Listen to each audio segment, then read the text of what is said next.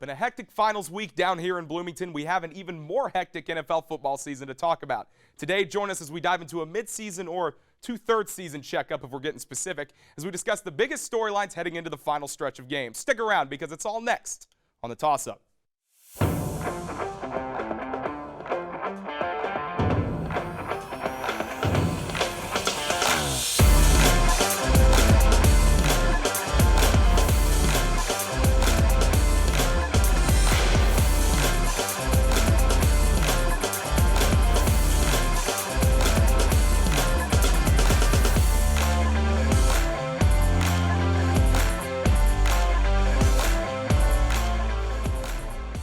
Well, as the 2023 NFL season comes to a close, I've learned one very valuable lesson about sports. The only certainty is uncertainty. In the past 2 years, if the past 2 years weren't insane enough, this season has really upped the ante. Philly is tush-pushing their way to another Super Bowl appearance. C.J. Stroud making his case at having one of the most successful rookie seasons in NFL history.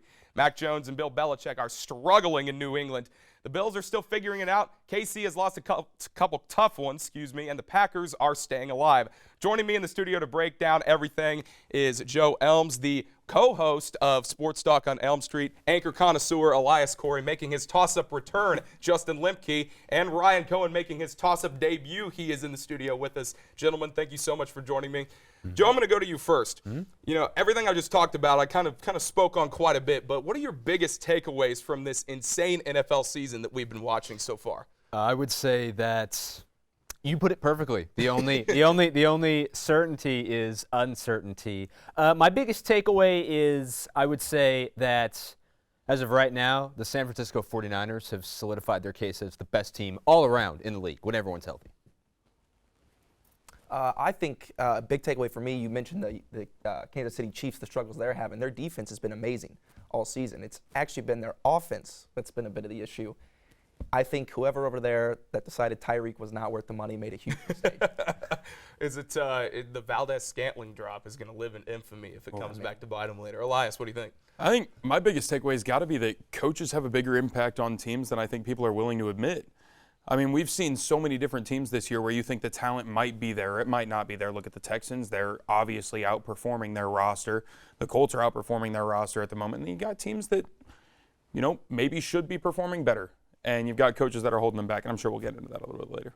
So I want to bring Ryan in here to kind of break this down. Ryan, your biggest takeaways through the first 13 weeks? Well, I really agree with Elias there. You know, the coaches are so important. What D'Amico Ryans and Shane Steichen specifically are doing, those are not really playoff caliber rosters, but they are lifting those rosters to a whole nother level in the AFC South. And that division, which was viewed as such a kind of a low division, has 3 playoff caliber teams so far. So I want to kind of get into some team specifics. And Joe, I'm going to go to you first on this one. You get the Cincinnati Bengals. Joe Burrow, season-ending injury, a tore ligament in his wrist. So Jake Browning gets the start against Jacksonville on Thursday, 354 passing yards and a touchdown. So I got to ask, without Joe Burrow, could Cincy still make the playoffs? I mean, hey, Jake Browning proved that he can go out there and he can play. He went up against what is a really good Jacksonville defense, and the stats, I don't know if they jump off the page in that game specifically, but he went out there and he put on the show, man. I was very impressed with the way he was playing. He made some really nice throws, and Cincy, to put it to you as best I can, Cincy is not out of this thing. They're not out of this thing, and I think they are more than capable of having a shot, making the playoffs, sneaking in into an uncertain back half of the AFC playoff picture as it stands right now. But I think they got a shot. I think they really do. They really do. So we'll switch to a team pending a miracle that has no chance to make the playoffs. The 2-10 New England Patriots. Elias, Mac Jones, 12 interceptions. That's third most in the NFL.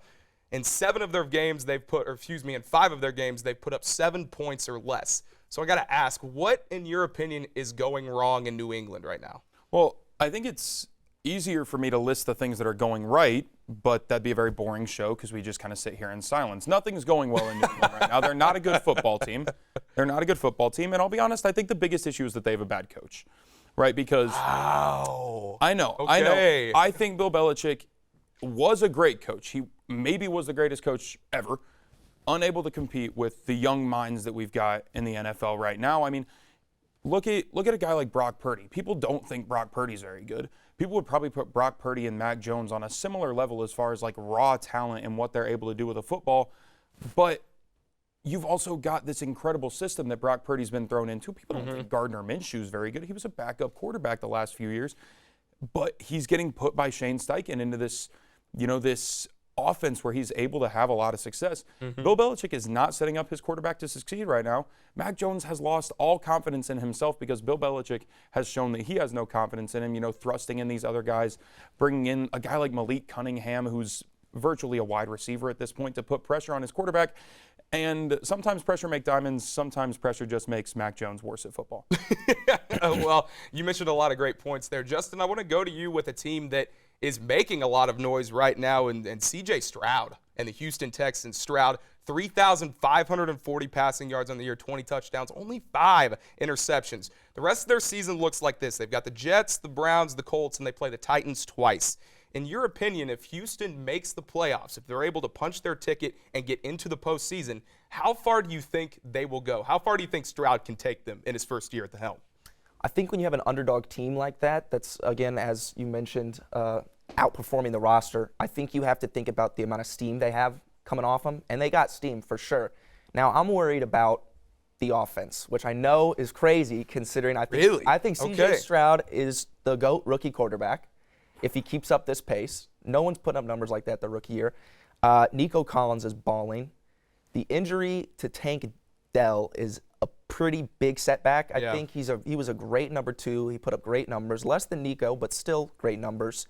Another issue, they haven't done great against really good pass defense teams. They lost to the Panthers and the Ravens, which are both in the top 5, and now they're playing the Jets and the Browns, who are 1-3. So I'm a little worried about that. We'll have to see how it goes without Tank Dell, but if they prove the test this week against the Jets, I think it looks good, and they could make it to the divisional.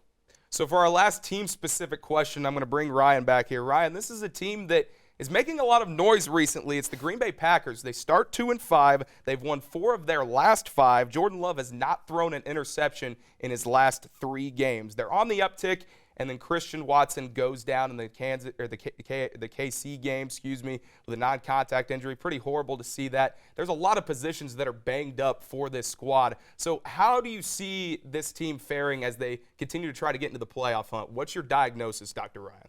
Yeah, Riley, it's definitely going to be interesting, and with my non-existent doctoral degree, I would say that it's going to be tough for Green Bay. You're missing Aaron Jones right now. We just saw Christian Watson go down. Jair Alexander has been banged up all season, but Christian Watson missed the first 3 games of the season, and the Packers went 2-1. So they're definitely capable of putting up good numbers and winning games without him. So it's definitely going to be interesting to see how they do in the final few games leading up to the playoffs. So we're going to kind of look ahead a little bit, and we're going to get some best of, worst of. It's time for sports superlatives. Here's how it works. I will give a superlative, and the panelists, each of them, have 10 seconds to tell me the team they think best fits that category and why. Joe, I'm going to you first. Best AFC and NFC team right now. AFC, the Baltimore Ravens, that defense, and Lamar just goes together perfectly.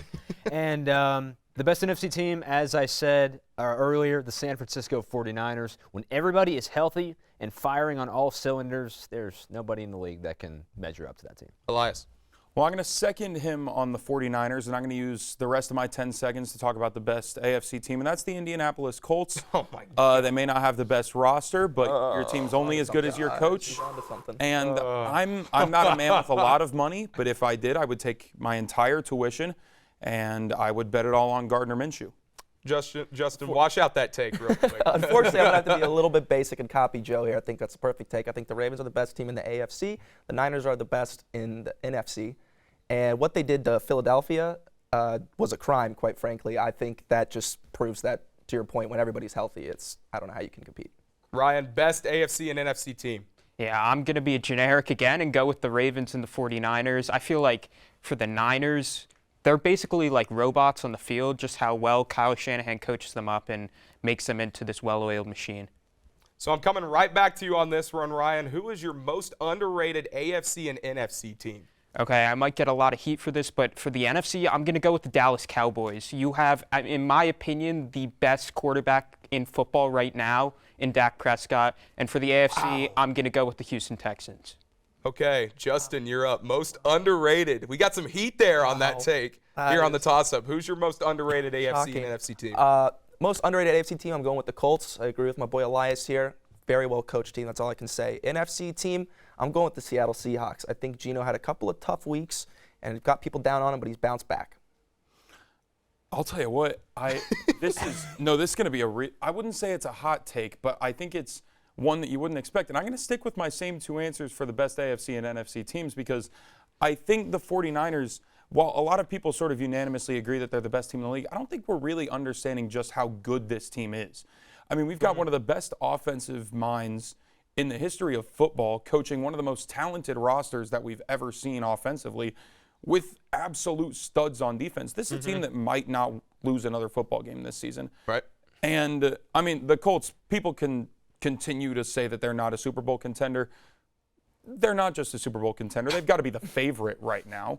I mean, they won their last game. You're only as good as your last game, and they won, so they're going to keep winning. All right, Joe, go ahead. Most underrated AFC and NFC team. We're getting a little weird on the toss-up. Yeah, seriously. I'll go AFC first. My most underrated AFC team, I mean, it's got to be the Houston Texans, right? I mean, what C.J. Stroud has been doing is, as a rookie, is unheard of, frankly. And as for NFC, I got to go with the Green Bay Packers. Are they injured to hell right now? Yes. However, the way Jordan Love has been playing over these past few games, he's been phenomenal.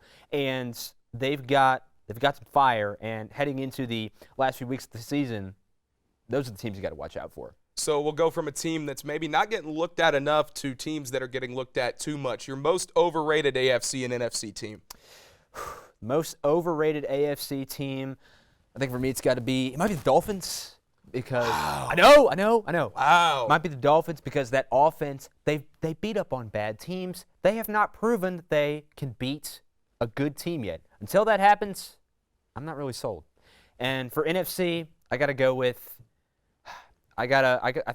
with, as an Eagles fan, it just pains me to say it, I'm going to go with the Eagles because there are some problems. There are problems with this team. Brian Johnson, the offensive coordinator, and he hasn't been what I thought he was going to be. And there are holes that I feel like are being overlooked. So the pass defense in particular, but they've got some problems. So Dolphins, Eagles is your most overrated picks. Elias. I'll stick with the Dolphins in the AFC. I mean, I wouldn't on the Dolphins. That's interesting. I wouldn't necessarily say that they're, ridiculously overrated, but I mean, there's a lot of problems with this team, and offense can only take you so far, right? When it comes to the postseason, offense is only going to score. Like, you can only score so many points. If your defense can't stop the other team, they just need one stop on the Dolphins. And NFC, not for any particular reason, I'm going to go with the Cowboys. There's not really a lot of holes in this roster. It's more so the fan base. I just like to pick against the Cowboys fan base. So, that's where I'm going to stick my vote. Justin, you look like you were ready to jump in about 10 seconds ago. I agree with the Dolphins, but I think it's an inconsistency thing. There have been games where they pop off, put up 70 on the Broncos, then they put up 14 against the Chiefs. So I'm going with that. NFC team, hands down Cowboys. They're overrated every year, and I don't like them. Ryan, any other takes besides that for the most overrated team? Well, I would go with the Dolphins again, and then I'd go with the Detroit Lions. I'm not really sure how far Jared Goff can take you in the playoffs once you get there because they're going to win the division. But once you get there, how far can Jared Goff take you? So to wrap it up, the last sports superlative, most likely team in both conferences to make the Super Bowl. Ryan. Oh, apologies. You're good. Come right back in, man. For the AFC, I'm still going to go with the Kansas City Chiefs. You can never count them out. They're just that good. And then for the NFC, I'm going to go with the 49ers because, well, they're that good too. So KC and the 49ers. Justin. 49ers beat the Ravens. Okay. Elias. 49ers, Colts winning a blowout. Send us home with the unbiased take. Unbiased. 49ers beat beat the Ravens. 49ers beat the Ravens. in 49ers Super beat Bowl the Ravens, 58. and they win. All right, Yep. there we go. That's been Sports Superlatives. Stick around because coming up after the break, we close out the show and the semester with some classic NFL trivia. We'll be right back. You're watching IU Student Television. Hoosier Sports Night, your source for Hoosier athletics. The Toss-Up, Fridays on IUSTV. Welcome back to the show, everyone. We end another amazing semester of the Toss-Up and IUSTV Sports as a whole with everyone's favorite pastime for sports fans. It's trivia time. I've got 9 questions lined up for each of the panelists. The first 4 are regular NFL history questions, and then the last 5 are focused specifically on the Super Bowl. Whoever gets the correct answer will be given a point. The panelists with the most points at the end will be declared the winner. Very simple. Gentlemen, first question. Who are the first 3 teams that were established in the NFL that still exist today? And you get a point for each team that you name. The Green Bay Packers, That's the Bears. Chicago Bears. I said Bears first. Okay, you got Bears, so 1 and 1. There's one more. Lions. No, think out west. No. Out west. Cardinals. Yep, there you go. Hey. All right, so 1-1-1. There we go. Moving on to question 2. Which team has the most playoff losses? Bills.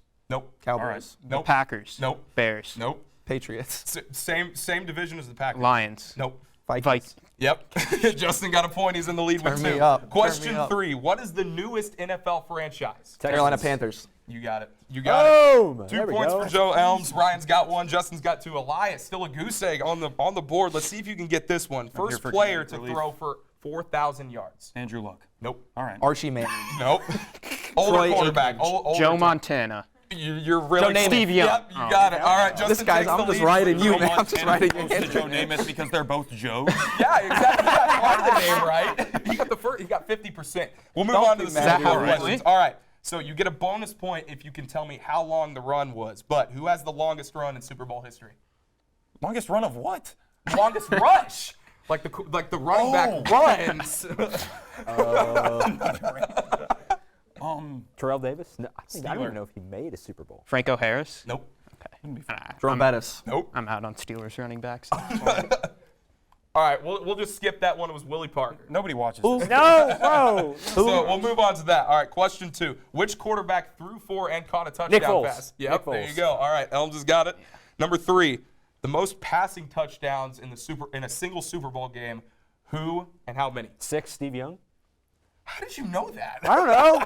Can I cheat? I think he was- Elms is, I Elms think is he's dominating What is right it, now. Lonnie? We got 2 more. Which 2 NFL franchises have won the Steelers. most Super Bowls? Patriots. Yep, that's 2 points for you. I think we're tied. Right here. What, 4 apiece? I think it's 4 apiece. You said we're right now. keeping track of our own points? Yeah, well, I have I'm 8. doing. Was that 5? I'm doing my I have best. eight. Not 5. Send a You're line. 5? at Okay, 5. all right. So you're in the lead. Last question. Check the tape. Who has the longest interception return, and how long was it in Super Bowl history? Steeler as well. Oh, it's going to be Ed Reed. Oh. Oh, Mel Blunt. No. Yes. Yeah, and with that, Justin Lemke is the my NFL goodness. trivia winner. Elias, how we feeling, man? No questions. No I mean, the questions Colts are going to the Super Bowl. Okay. All right. Well, that's it for us here in the studio. That's a wrap on another incredible season of the Toss-Up. Thank you all so much for following on with us all semester long. We appreciate the support. But even though we won't be in the studio until next year, be sure to follow IUSTV Sports on Instagram and Twitter for all things IU Sports. And give our Toss-Up socials a follow and catch every take, every moment from every show this semester. Merry Christmas, everyone, and have a wonderful holiday season. Until next time, be sure to hang your stockings, say your prayers, and leave the cookies out for Santa. We'll see you next year. It's the